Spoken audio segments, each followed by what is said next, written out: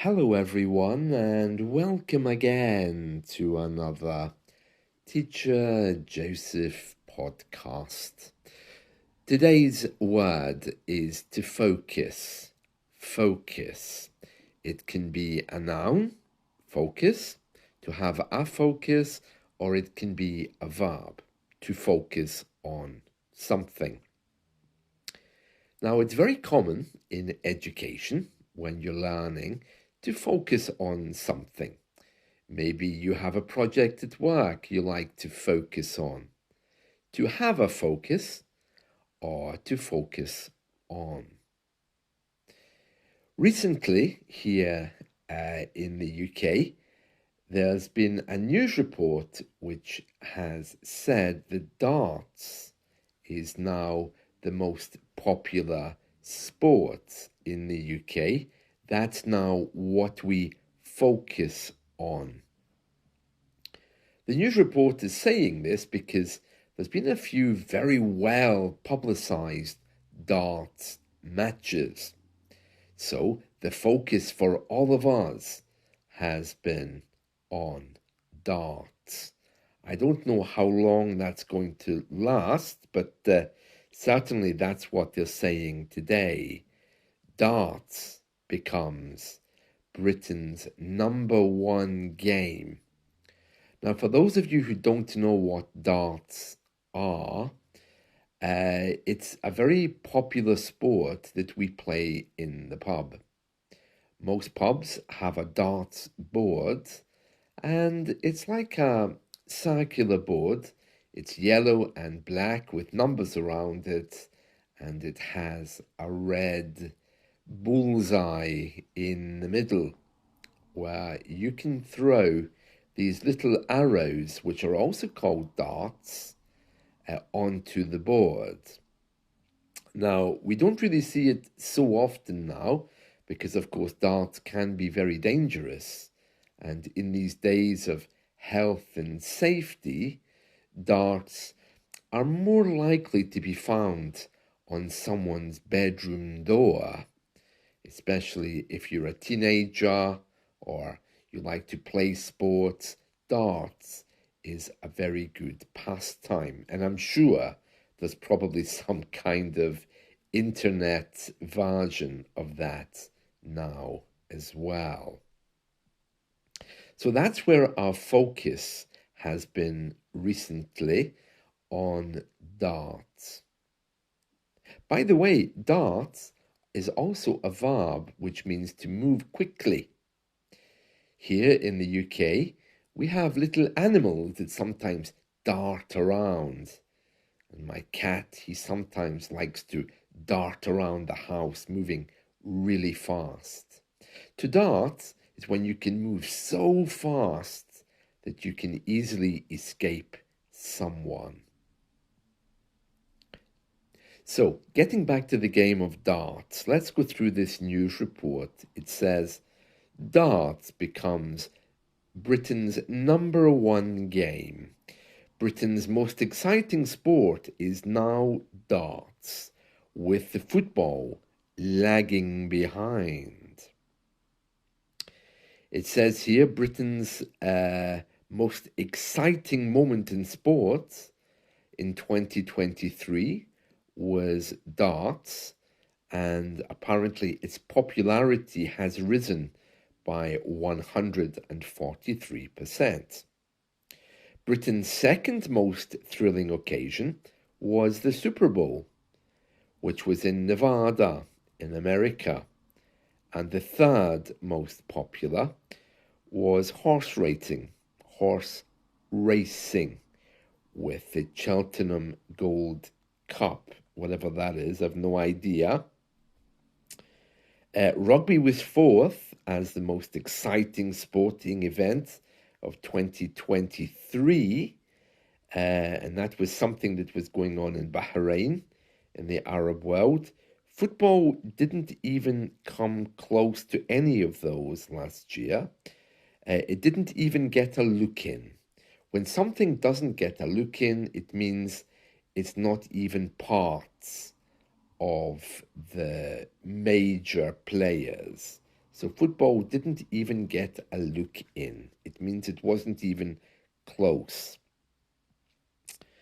And it says here, even the battle between Manchester City, Arsenal, and Liverpool failed to ignite the nation's passions. Oh, very interesting, isn't it?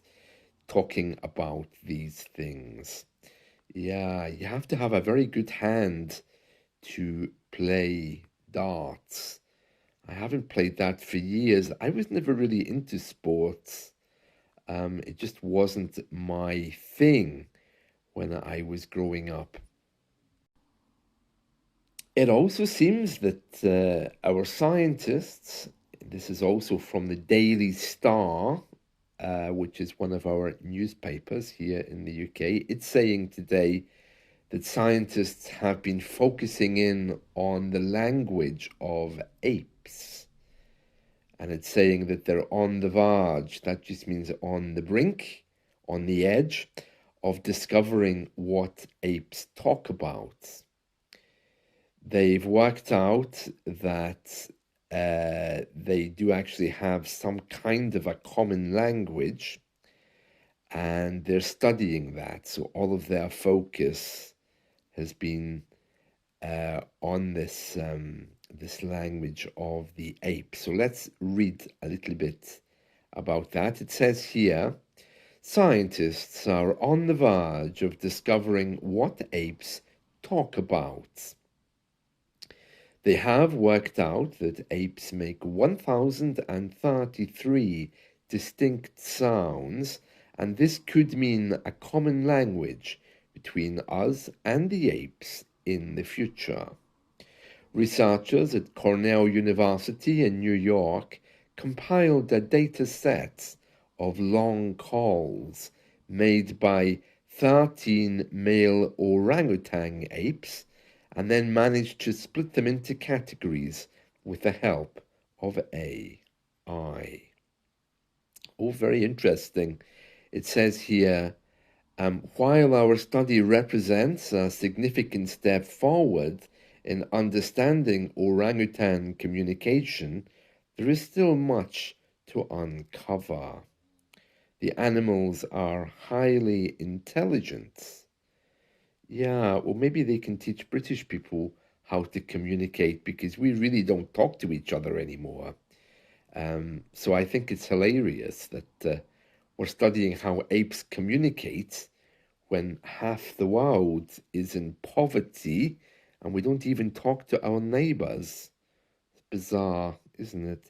What a strange world we are living in. Anyway, it all depends where your focus is. And speaking of focus, I just want to tell you that I've been reviewing my social media strategy. Now, I've mentioned this a few times recently, but I just want to give you an update so you can see where my focus is.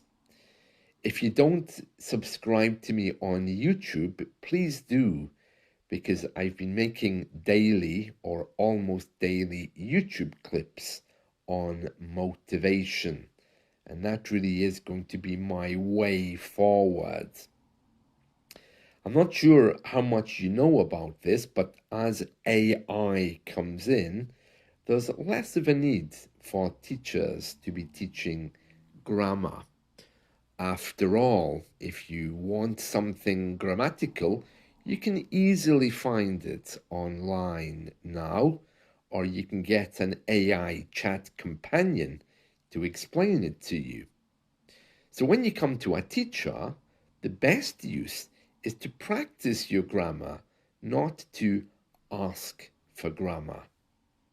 I'm very happy with this new development because I think for far too long, language schools have been trying to reduce English down to a commodity. You give me money, I give you grammar. You give me money, I give you page 7 of the book. I could understand maybe if language schools employed native speakers to actually practice with you. But to keep costs down, most people who are employed by language schools are simply students who are passing through, have no teaching experience, and really are just there to make some money while they are traveling. This is not very good for people who are learning English to be taught by people with no teacher training whatsoever. So I'm very happy that finally AI is offering people some kind of alternative. Teachers, though, have to change just a little bit. Of course, we will always be there to help you practice your English, but well, students also are becoming very, very busy. In the last week, I think 3 or 4 students have tried to have English lessons with me while they've been whizzing through Chinese cities like Beijing, for example. And they seem to think that an English lesson is just as good in a car as it is in the classroom or in your home. Well, actually, it could be if I asked you to describe the outside and what I can see from the window at the back of the car. But many of you don't want to do that. It's because you're not focused. When you're whizzing through cities, showing me the taxi and assuring me that you'll be home in the next 15 or 20 minutes, it's not that bad. But if you're driving, then it is bad, yes. You shouldn't ever try to take an English lesson when you're driving. It could be that maybe in your country that's also a little bit illegal. I don't know exactly what the laws are in your country, and anyway, I don't drive. If you do find yourself in the back of a taxi and you really do want to have an English lesson, the best way to do that is by trying to describe what you're looking out the window at. Many of you don't have the focus or concentration to do that because you're rushing home from work. You feel stressed because you are worried you are going to miss the English lesson. So there's all kinds of dynamics there. It's very sad, but what it shows me is that in these days of online learning, things are changing. When people used to go to language schools, there was a ritual. You would get dressed up, you would revise before you went what you've been learning, you would prepare, and then you had the journey actually going there. But unfortunately, these days, things are different. An English lesson is, well, just the next Zoom call.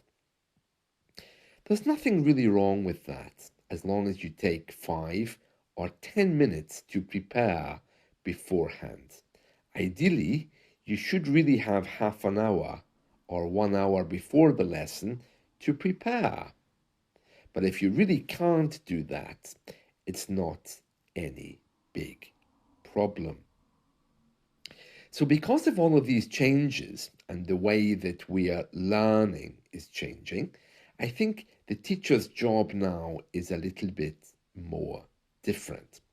The teacher's job now is, well, kind of supporting you and helping you to get where you want to be.